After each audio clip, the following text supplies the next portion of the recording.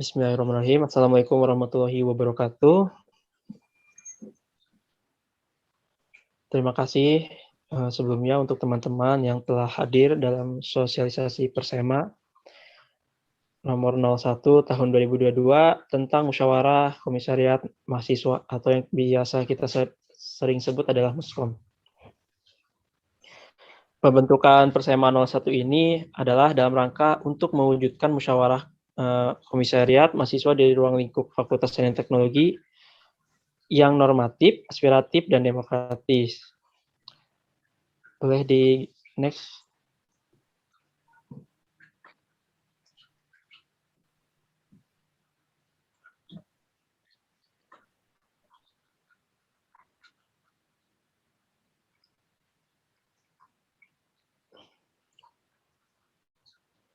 Nah, adapun bab 1. Nah, untuk bab 1 pasal 1 ini menjelaskan bahwasanya Muskom adalah pelaksanaan kedaulatan mahasiswa tingkat jurusan di lingkung Fakultas Sains dan Teknologi untuk melaporkan pertanggungjawaban ke pengurusan himpunan mahasiswa jurusan kepada SEMAF serta menetapkan formatur HMJ.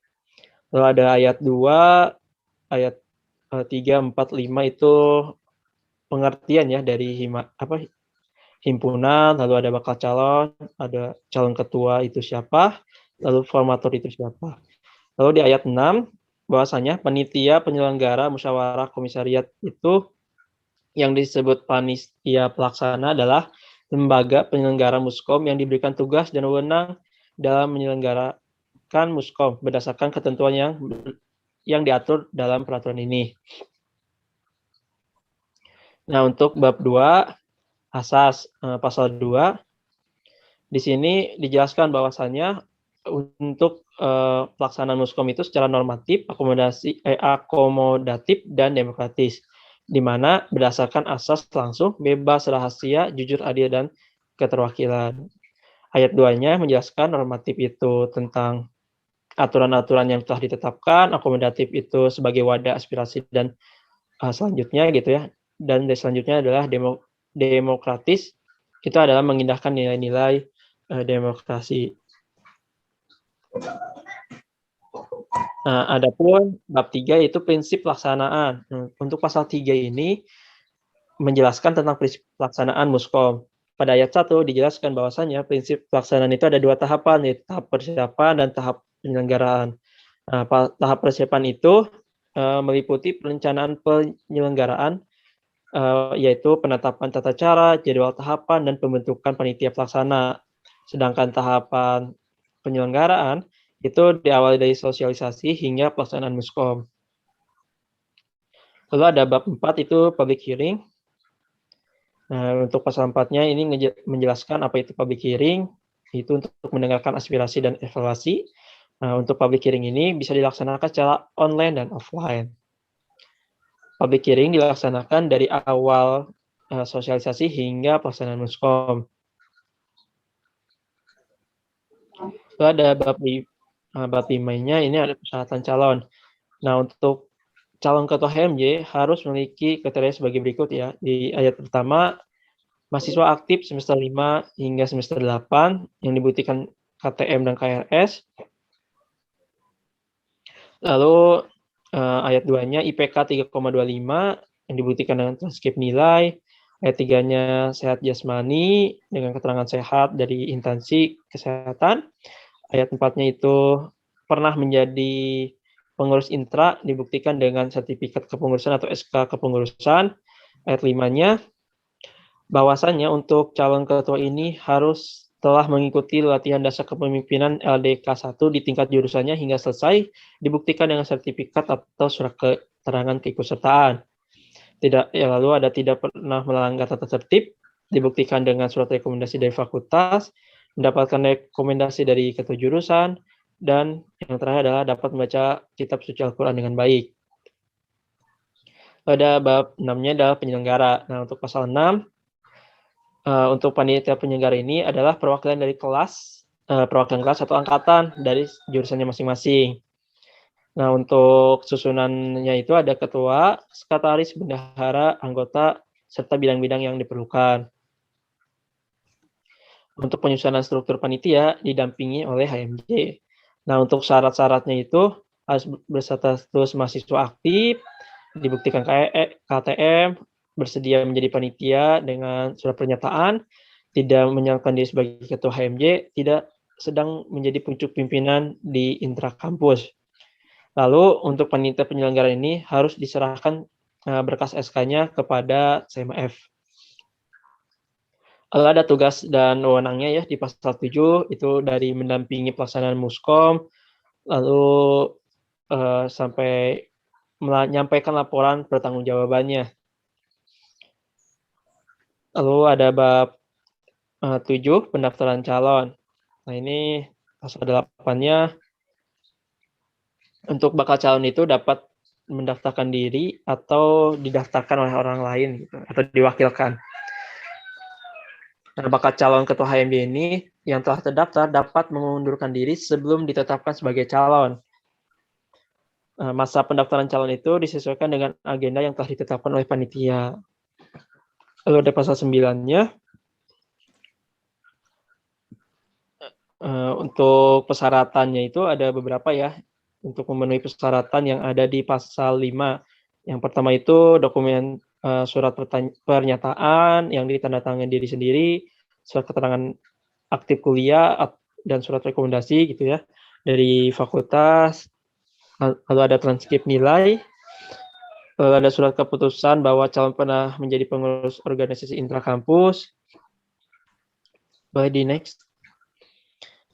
Lalu yang E-nya sertifikat dan surat keterangan ya bahwa calon pernah mengikuti latihan dasar kepemimpinan di jurusannya hingga selesai, dibuktikan dengan sertifikat ya. Lalu F-nya itu surat jasmani dan rohani, G-nya dokumen visi misi, mendapatkan surat rekomendasi, melampirkan dokumen kurikulum vitae, dan mendapatkan legitimasi dari panitia pelaksana. Lalu ada bab 8-nya mengenai verifikasi. Nah, untuk verifikasi ini bakal calon ketua umum HMJ itu diverifikasi oleh panitia pelaksana atau EXOP, pengurus himpunan di jurusan masing-masing. Jadi untuk verifikator, untuk verifikasi bakal calon ini dapat oleh panitia pelaksananya atau oleh EXOP-nya saja ataupun panitia pelaksana dan EXOP yang telah diberi mandat sebagai verifikator. Lalu kejelasan di bawahnya itu, nah untuk panitia pelaksana atau FSO yang himpunan meneliti kelengkapan persyaratan administrasi bakal calon HMJ dapat melakukan klarifikasi kepada instansi yang berwenang. Dan untuk di ayat 5 ini, apabila ada yang kurang ada yang ingin ditanyakan dari verifikator gitu, dapat ditanyakan ke klarifikasi ya ke pihak yang berwenang gitu. Seperti SEMA atau Wadek Dekan ataupun jurusannya. Lalu pasal 11. Nah, hasil verifikasi ini harus berbentuk berita acara yang ditandatangani oleh verifikator. Nah, untuk ayat 2-nya, apabila hasil pemeriksaan pasal 10 belum memenuhi salah satu syarat atau berkas, maka diberi waktu 3x24 jam untuk melengkapi syarat atau berkas tersebut sesuai hasil musyawarah verifikator. Bila melebihi waktu yang ditentukan, maka bakal calon dinyatakan tidak lolos verifikasi dan tidak dapat mengikuti agenda pemilihan ketua umum. Lalu ada bab 9, itu penetapan calon. Nah, untuk calon itu dinyatakan lolos apabila lolos verifikasi. Setelah dinyatakan lolos, bakal calon apabila lebih dari 1 akan diadakan pengundian nomor urut. Gitu. Apabila kurang dari 2 atau cuma 1 atau tunggal, itu tidak perlu ada nomor urut. Kalau di pasal 13-nya ini, untuk pengundian nomor urut itu dilaksanakan panitia yang disaksikan oleh para calon. Nah, untuk nomor urut bersifat tetap gitu ya, dan sebagai dasar panitia dalam pengadaan surat suara. Lalu calon yang telah ditetapkan sebagaimana pada ayat 1 itu harus diumumkan secara terbuka paling lambat 1 hari sejak tanggal penetapan. Pada bab 10, pemilihan hak memilih dan penyusunan daftar pemilih. Untuk bagian ke-1 itu hak memilih. Itu hak memilih ini adalah mahasiswa jurusan yang terdiri dari setiap perwakilan angkatan. Untuk perwakilan angkatan sendiri itu berjumlah dengan jumlah rasio 1:30 orang mahasiswa per angkatannya. Nah, apabila jumlah mahasiswa pada ayat 3 itu tidak bulat, maka dilakukan pembulatan dengan rasio pertimbangan setengah lebih 1. Jadi apabila contohnya jumlahnya itu 58, berarti kan ada yang 30 dan ada yang 28. Yang 28 itu dapat dibulatkan menjadi 30. Gitu, dan kalau 16 itu dibuatkan ke 30 seperti itu. Itu ada pasal 15 untuk mahasiswa yang untuk mendapatkan hak memilih itu harus menyerahkan KTM, atau yang tidak memiliki KTM itu bisa menggunakan kartu anggota perpustakaan ya, dan tidak memiliki keduanya, tidak memiliki KTM ataupun kartu perpus, boleh menggunakan kartu rencana studi. Lalu pasal 16-nya, bila tidak terdaftar ya tidak bisa memilih gitu, tidak dapat hak memilih. Bagian kedua, penyusunan daftar pemilih. Nah, untuk pasal 17 ini, untuk mekanisme pemilihan itu dengan asas keterwakilan ya, yang diwakilkan oleh perwakilan angkatan. Untuk pasal 18-nya, paling lambat itu pengumpulan daftar pemilih tetap 1 hari sebelum tanggal pemungutan suara. Pada pasal bab 11 kampanye. Nah, ini pasal 19 ini menjelaskan apa itu kampanye dan bagaimana penyampaian kampanye itu ya. Seperti ayat 4, kampanye itu harus secara sopan, tertib sesuai dengan aturan yang ditetapkan. Nah, untuk pasal 12 ini untuk kampanye itu dapat dilaksanakan dengan beberapa tahap beberapa cara gitu ya, untuk beberapa cara gitu. Di antaranya pertemuan terbatas hingga kegiatan yang tidak melanggar larangan kampanye gitu ya. Boleh ke pasal 21. Nah, untuk pasal 21 ini untuk media kampanyenya dapat media cetak, lalu alat peraga kampanye, dan lain-lain gitu. Yang intinya tidak melanggar tata tertib berkampanye. Lalu ada pasal 22, itu kampanye itu dapat dilaksanakan dari setelah penetapan hingga masa tenang. Nah, untuk masa tenang itu minimal 1 hari sebelum pemilihan. Lalu pasal 23-nya ini larangan-larangan berkampanye ya, yang harus dilarang. Dalam berkampanye itu ada larangannya, antaranya menghina seseorang, melakukan kampanye yang menghasut, memfitnah, hingga melakukan kampanye yang di luar jadwal yang telah ditetapkan. Seperti seharusnya masa tenang, malah melakukan kampanye. Lalu ada di pasal 24.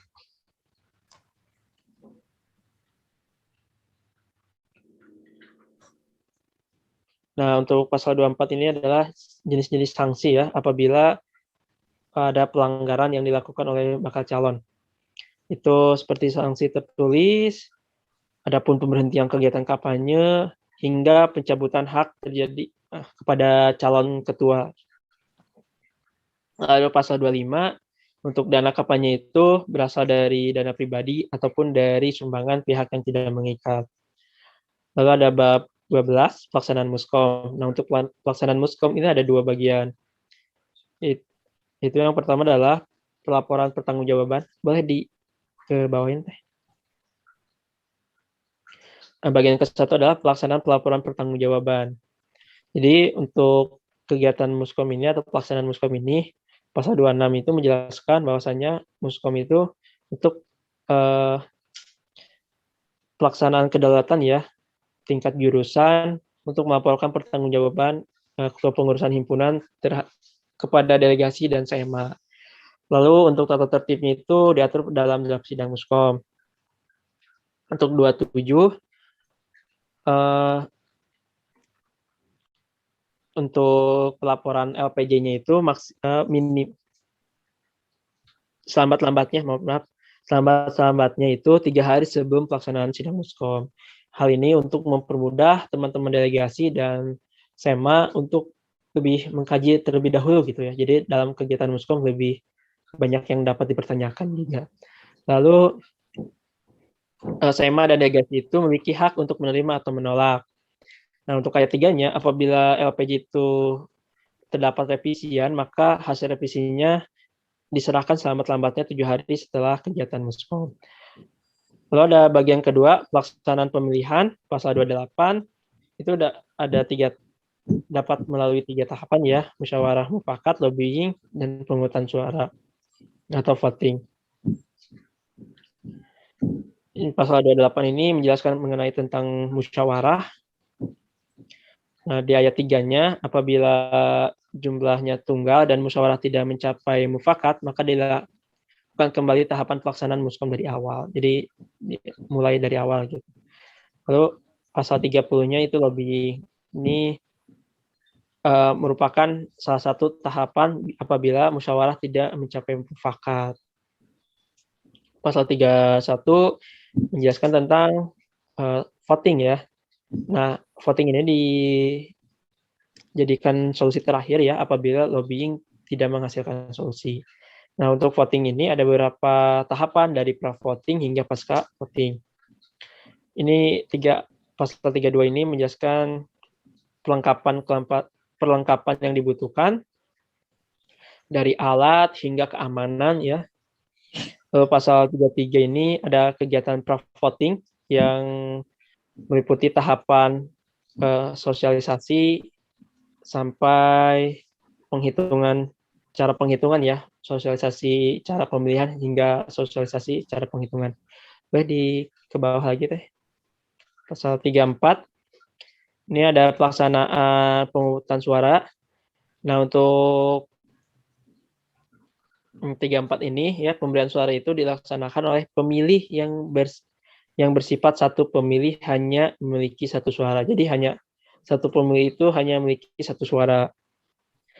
Dan lalu pelaksanaan pemungutan itu disaksikan oleh saksi calon. Nah, saksi calon itu bukan dari delegasi ataupun bukan dari perwakilan setiap angkatannya. Lalu ada pasal 35. Ini adalah tahapan sebelum melaksanakan pemungutan suara ya. Jadi harus membuka kotak suara gitu, kotak suara, hingga menetapkan suara yang akan digunakan pemilih gitu ya untuk bentuk kejujuran dan keterbukaan itu. Lalu ada pasal 36. Nah, ini mengenai kegiatan panitia pelaksana itu harus memberikan penjelasan mengenai tata cara pemungutan suara. Jadi sebelum ada pemungutan suara, panitia itu harus mensosialisasikan dan menjelaskan lebih lanjut ya tentang hal tersebut. Lalu untuk pasal 37 itu menjelaskan surat suara yang dinyatakan sah. Di antaranya itu surat suara yang dicap panitia, ada pemberian tanda 1 kali atau nomor ya, atau nama pada salah satu calon. Pemilih tidak boleh menambahkan tulisan ataupun catatan lain pada surat suara. Apabila terdapat tambahan tulisan ataupun coretan, itu dinyatakan tidak sah. Nah, pasal 38 apabila terjadi pelanggaran ketertiban dan keamanan, penanganannya itu dapat dilakukan oleh peninjau dan petugas keamanan. Lalu ada pasal 39-nya itu perhitungan suara ya di TPS. Ini ada tahapannya ya, dari perhitungan dari jumlah pemilih sama jumlah surat suara. Terus calon yang memperoleh suara terbanyak itu dinyatakan sebagai formatur ketua umum terpilih. Ada pasal 40.